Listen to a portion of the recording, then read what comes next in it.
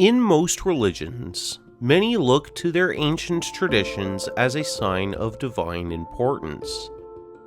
They see the ceremonies and rituals that they have always practiced as a means of assurance that they are a part of something greater than life. One of the most ancient religions is Hinduism, with some even boldly claiming it is the oldest. And one of the most critical aspects of the Hindu faith is its observance of rituals. Most Christians are completely unaware of the practices of this religion, and some don't realize that it is in large part thanks to the influence of the Western British Empire and its esteemed Christian values that Hinduism in India has seen its reforms, and some underestimate the significance of this. While there are many pertinent and valid criticisms one could make concerning British colonialism in India, many may not be aware of the horrendous practices that were committed to Hindus by Hindus, as justified within their scriptures.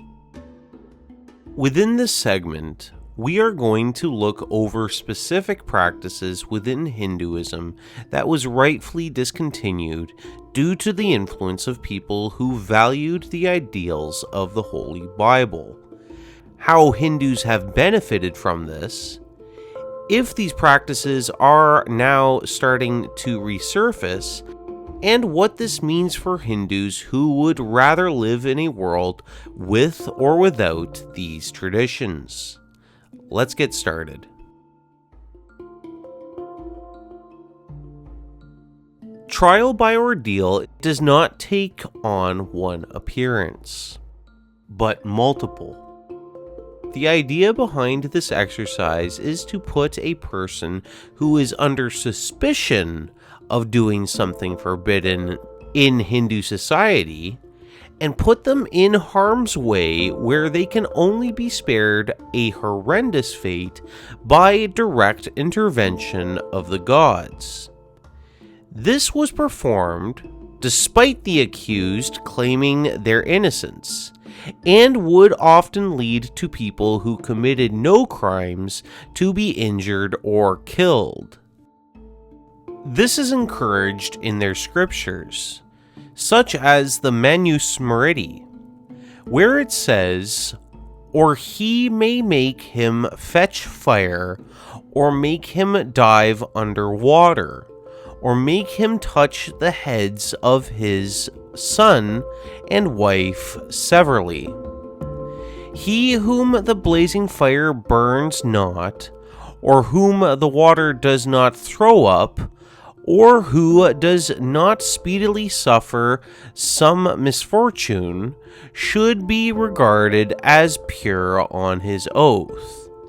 Formerly, when Vasta was accused by his younger brother, fire, the world's spy, did not burn even a hair of his, because of his truth. Abbe J.A. Dubois, a French Catholic missionary in the 1800s, explains one of his experiences witnessing a trial by ordeal, writing, "A certain young woman who lived close to my house became the victim of her husband's jealous suspicions. To prove her innocence, he forced her to plunge her arm up to the elbow into a bath of boiling oil.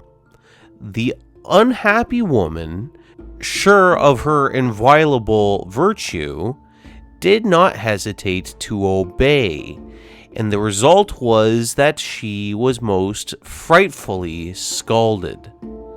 The wound became inflamed and blistered, finally mortified, and caused the unhappy woman's death."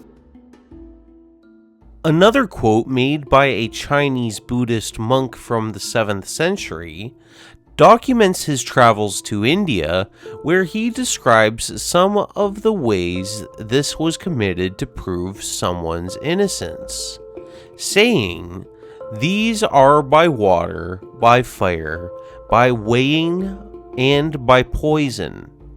In the water ordeal, the accused is put in one sack and a stone in another. Then the two sacks are connected and thrown into a deep stream. If the sack containing the stone floats and the other sinks, the man's guilt is proven.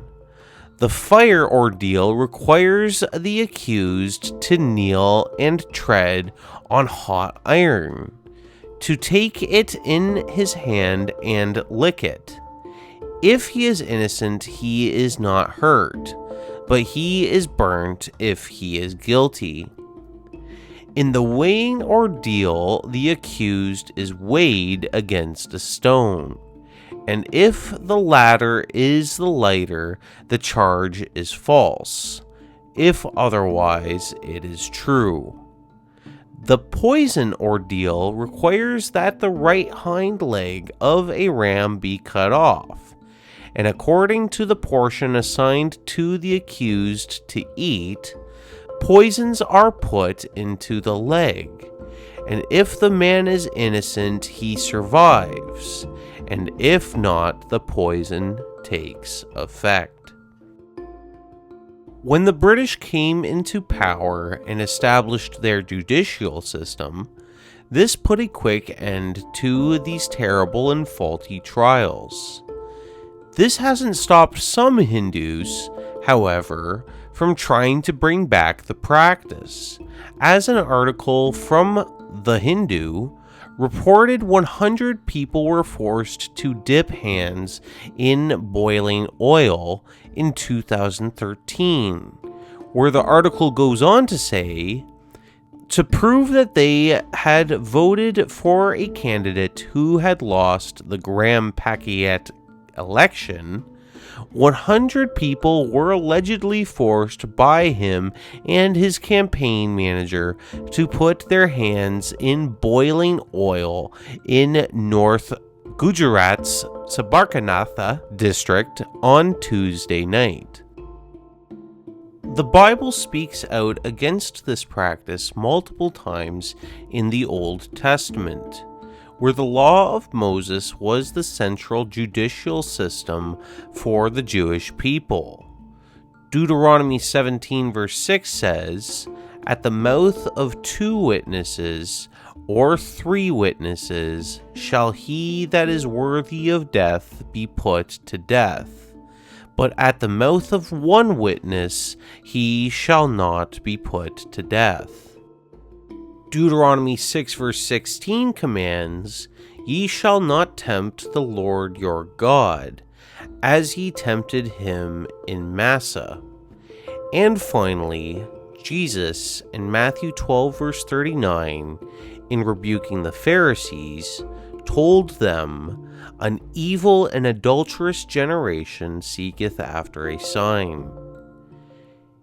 Hinduism was run for its practice of trial by ordeal, according to the Bible, as who knows just how many people were unjustly tortured due to this superstitious practice.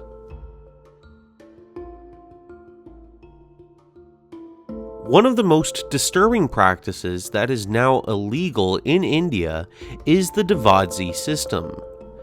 This practice involved taking little girls, with ages spanning between 4 and 9 years old, and dedicating them to the service of a Hindu deity and its priests within a temple for the rest of their lives. This begins with a symbolic marriage ceremony, and afterwards, the young girl is instructed on the different rituals involved with the worship service, such as musical lessons and dancing. Along with this, the girls are expected to perform sexually for the male priests as soon as they have received their first period. As found in the New Indian Express, Devadasis are expected to live a life of religious devotion, forbidden from marrying other mortals, and forced at puberty to sacrifice their virginity to an older man, in return for money or gifts. When the British came to India, missionaries such as Amy Carmichael actively sought liberation for these young girls trapped in this cruel practice, as she also served as a Christian evangelist. Despite the revulsion the British had on the Devadasi system, the practice has only been outlawed since 1988, with Devadasis now performing their perverted sexual duties secretly. Many personal testimonies about the horrific experiences of living as a Devadasi are apparent once you start to research the topic for yourself. As for many Hindu women involved in this practice, this is the only life they've ever known. Situations such as this are strongly condemned within the Christian scriptures. So strongly, in fact, that Jesus Christ himself said, "It were better for him that a millstone were hanged about his neck, and he cast into the sea, than that he should offend one of these little ones." Revelation 21 verse 8 condemns this practice again, saying, "But the fearful and unbelieving and abominable and murderers and whoremongers and sorcerers and idolaters and all liars shall have their part in the lake which burneth with fire and brimstone, which is the second death." This is considered one of the most well-known atrocities committed before the time of colonialization. The murder of widows at the funeral pyre of her dead husband. If a man would die in battle, and the body was either returned or it was confirmed the husband was defeated, the woman was put on a funeral pyre and would be burned alive, supposedly in devotion to her husband. Hindu scriptures promote this concept with statements such as, "Let these women whose husbands are worthy and are living enter the house with ghee, as collyrium. Let these wives first step into the pyre, tearless without any affliction and well adorned. Rise, come unto the world of life. O woman, come, he is lifeless by whose side thou liest. Wifehood with thy husband was thy portion, who took thy hand and wooed thee as a lover. From his dead hand I take the bow to be carried, that it may be our power and might and glory. There art thou, there, wherewith noble heroes may we overcome all hosts fighting against us." And, "A woman who enters the funeral pyre with her husband shall uplift him, even if it is a Brahmana slayer, an ungrateful fellow, or one defiled by great sins. Learned men know this to be the greatest expiation for women, and it is the highest duty of the woman to immolate herself after her husband." It doesn't help that a woman is only seen as respectable if she has never married after the death of her husband, as seen with the quotes from their scriptures. A girl should be given only once in marriage, and one should particularly avoid the food served by a widowed woman who has remarried, and On the death of her husband, the good wife who remains firm goes to heaven, even though childless, just like those students. And finally, what is born of another is not a child, nor is one begotten on another man's wife. For good women, a second husband is nowhere ordained. This is something that was put to an end by the first Governor-General of British-ruled India, Lord William Bentinck, in 1829, in which he was acknowledged by 300 Hindus led by Raja Ramamohan Roy, thanking him for rescuing us from the gross stigma hitherto attached to our character as willful murderers of females. The idea of murdering widows is a practice that the Bible undoubtedly condemns, as the scriptures encourage Christians to take care of widows and even permits the marriage of a woman after the loss of her husband, who would be certainly negatively disadvantaged by the loss of the provider of her household. Romans 7 verses 2-3 reads, "For the woman which hath an husband is bound by the law to her husband so long as he liveth. But if the husband be dead, she is loosed from the law of her husband. So then if, while her husband liveth, she be married to another man, she shall be called an adulteress.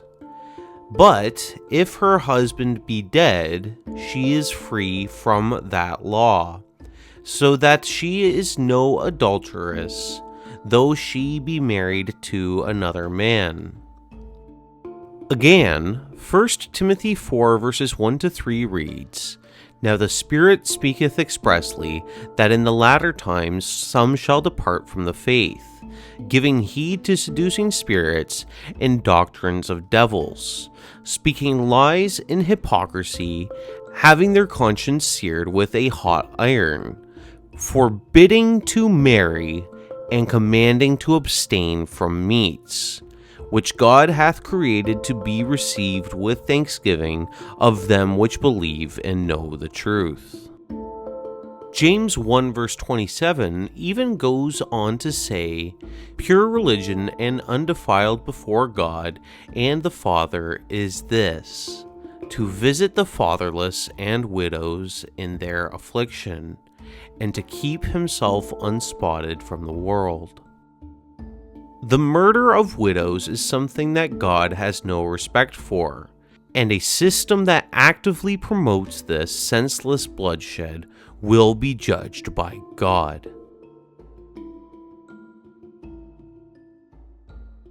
Another practice that had been justly discouraged and banned during the time of British rule in India is the sacrificing of people to Kali.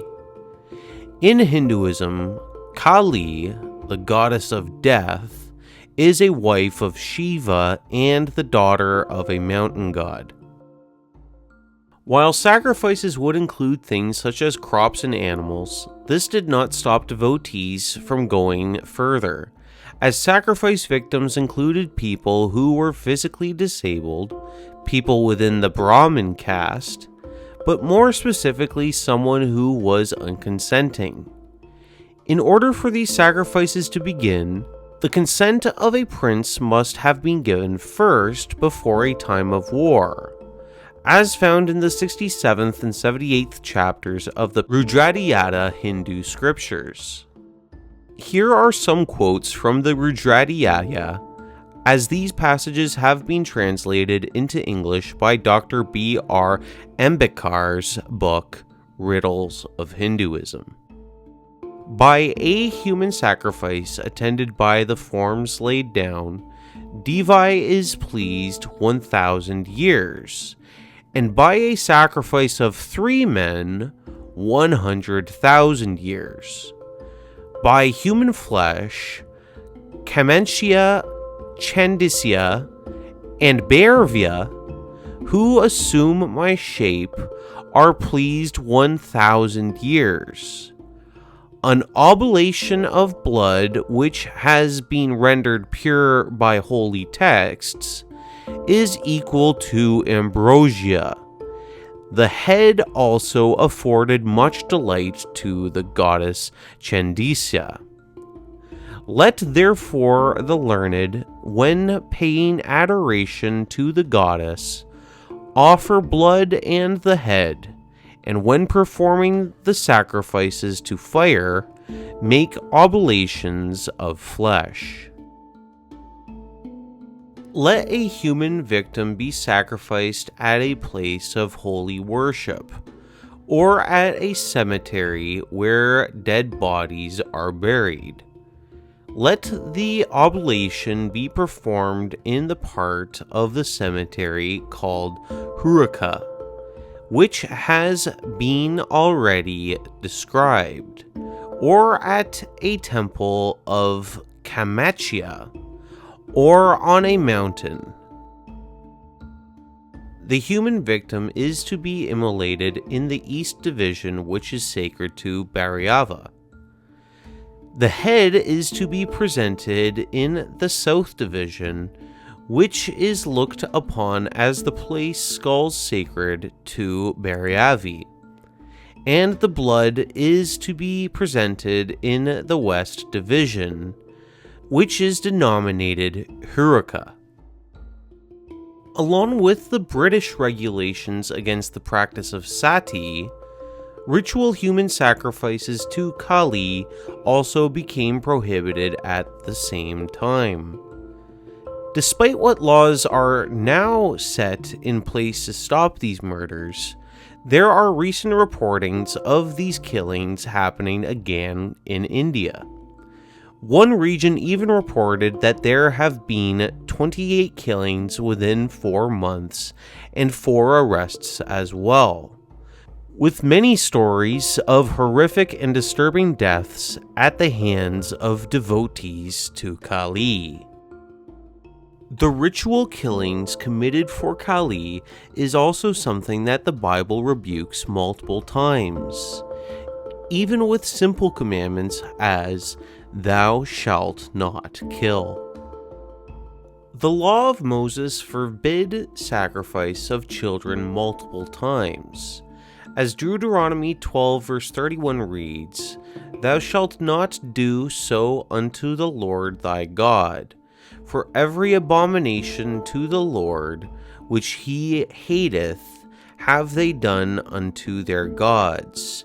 For even their sons and their daughters they have burnt in the fire to their gods." Paul writes in 1 Corinthians 10 verse 20, saying, "But I say, that the things which the Gentiles sacrifice, they sacrifice to devils, and not to God, and I would not that ye should have fellowship with devils." Jesus, in answering what is the fulfillment of the law, says in Matthew 22 verses 37 to 39, "Thou shalt love the Lord thy God with all thy heart, and with all thy soul, and with all thy mind. This is the first and great commandment. And the second is like unto it. Thou shalt love thy neighbor as thyself." How could one defend such evil practices against the words of Jesus Christ? How can a person act as though Christ's mercy is anything in comparison to Kali's savagery? How could sacrificing someone be any sign of loving thy neighbor as thyself?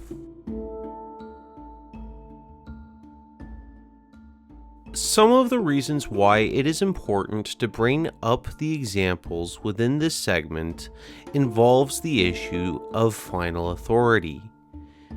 Many Hindus can renounce the practices done in the past, and yet none of these people can actually justify their opinions without blatantly contradicting Hindu scriptures. When you have so many gods telling you so many different things, at the end of the day you become your own god, deciding what is good and evil, not on the basis of truth, but of preference. This very idea was proposed by the devil to Eve in the Garden of Eden, which consequently brought sin and death into the world. In Christ, all matters of faith and practice are judged by his words, with one book, one standard, inherently given by God. None of these wicked practices are prescribed within the Christian scriptures, and all will be judged according to what it says. The fact that many of these traditions, which are blatantly expressed within Hindu scriptures, are not followed by most Hindus today, is a sign that Hinduism is no basis of any truth, as the revelations of their gods must submit to the preferences of man. But the laws of Jehovah God are eternal. God's words plainly teach, "He that believeth on the Son hath everlasting life, and he that believeth not the Son shall not see life, but the wrath of God abideth on him." And again, Jesus saith unto him, "I am the way, the truth, and the life. No man cometh unto the Father but by me." And again, "Thou shalt have no other gods before me." If you do not give your complete devotion to Jesus Christ, your gods won't save you. If you accept Christ today, he can give you something the gods of Hinduism can never give you: eternal life in fellowship with God. Don't leave something like that to chance. Come to the true and living God through Jesus today.